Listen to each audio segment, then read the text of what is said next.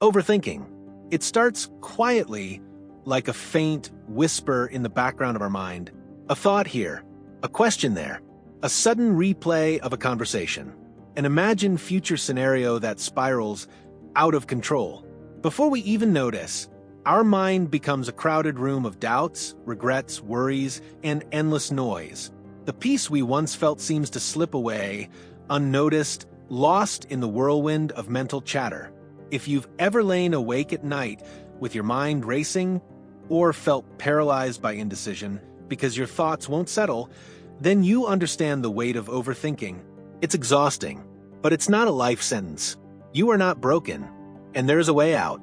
For thousands of years, Buddhism has offered simple, yet deeply profound teachings to help quiet the mind and return to a space of calm and presence. These teachings aren't about escaping your thoughts or suppressing them.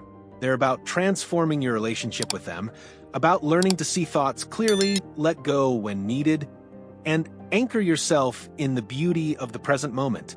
In this journey, we will explore 6 timeless Buddhist teachings that can help free you from the cycle of overthinking and guide you back to peace. The first teaching is a gentle but powerful reminder. The past is gone and the future is uncertain, so live in the present. Most of our mental distress comes from 2 places: regrets about what has already happened and fear of what might happen. We replay conversations, worry about missed opportunities, or fear outcomes we cannot predict. But none of those things exist right now. The only thing that truly exists is this moment, this breath, this heartbeat, this experience. The Buddha taught, do not dwell in the past. Do not dream of the future. Concentrate the mind on the present moment. It may sound simple, but this is one of the most radical shifts we can make. The present moment is the only space where peace, clarity, and joy are possible. It is here, not in memory or imagination, that life is actually lived. Picture a traveler trying to cross a river. The water is cold and rushing. He hesitates, afraid of slipping, consumed by what might go wrong. But the only way to reach the other side is to step into the water and be fully present with each step. In the same way, our path to peace is not in avoiding the current, it's in entering it fully aware, fully here. The second teaching is this: thoughts are like clouds, let them pass without holding on. One of the greatest sources of overthinking is our tendency to believe we must chase, analyze, and fix every thought that appears. But Buddhism teaches us a liberating truth. You are not your thoughts. You are the awareness that sees them. Imagine the sky on a windy day. Thoughts drift by like clouds, some light and wispy, others dark and stormy. But no matter how turbulent the clouds become, the sky itself remains untouched. That sky is you. Your thoughts may come and go, but your inner stillness, the sky of your awareness, is always there. When we stop identifying with every thought and learn to simply observe them, we create space. We stop feeding the storm. We begin to realize that we can let a thought pass without reacting to it. Overthinking loses its grip when we stop clinging to every mental cloud and instead rest in the vast sky of calm awareness. The third teaching speaks to our deepest struggle, the desire to control. Overthinking is often an unconscious attempt to gain control over the future, over our feelings, over what others might think or do. But this control is an illusion, and our need for it creates suffering. The Buddha said, pain is inevitable. Suffering is optional. We cannot always avoid pain, but we can choose whether we suffer endlessly by resisting what is. Much of overthinking comes from this resistance, wanting life to be different than it is, wanting answers we cannot yet have. A Zen story tells of a man straining to push a giant rock up a hill. He groans and struggles, but the rock won't budge. A passerby asks, "Why do you struggle so hard against something that will not move?" The man pauses, realizing that he's the one choosing to suffer. Letting go doesn't mean giving up. It means making peace with what we cannot change.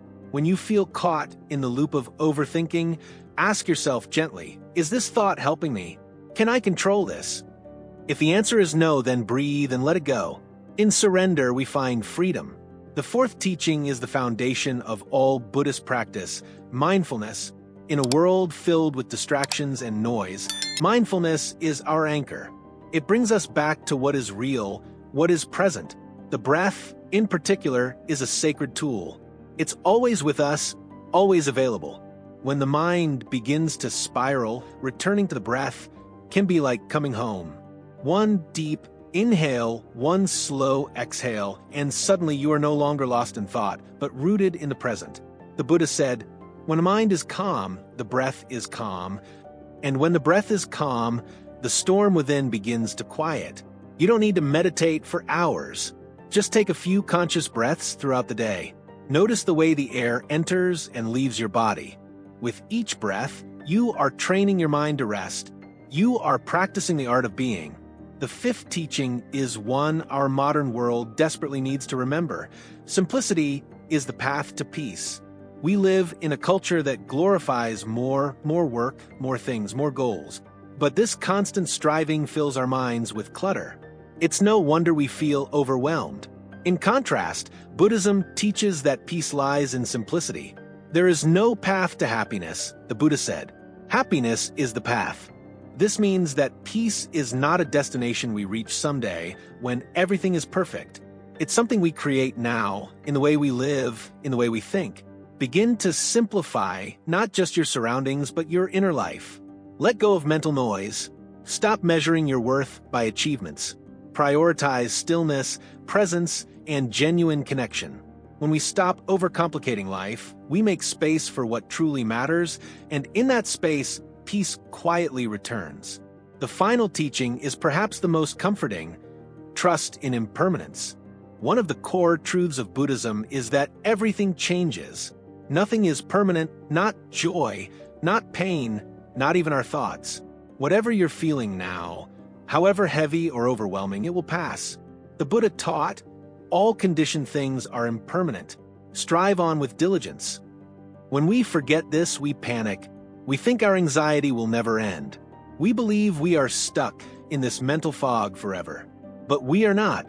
Just as night becomes day, just as winter melts into spring, the mind too moves in cycles. The storm will pass. The light will return. Your thoughts will settle. Trust this.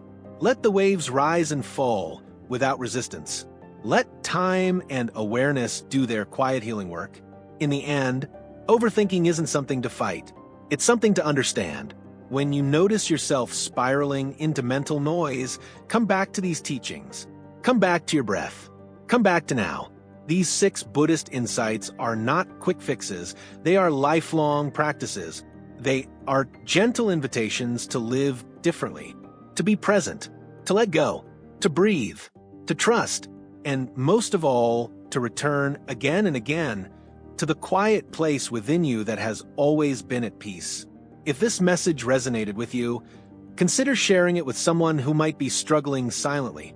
And if you'd like to hear more reflections like this, don't forget to like, subscribe, and leave a comment sharing your thoughts or experiences. May you be calm. May you be clear. May you be at peace.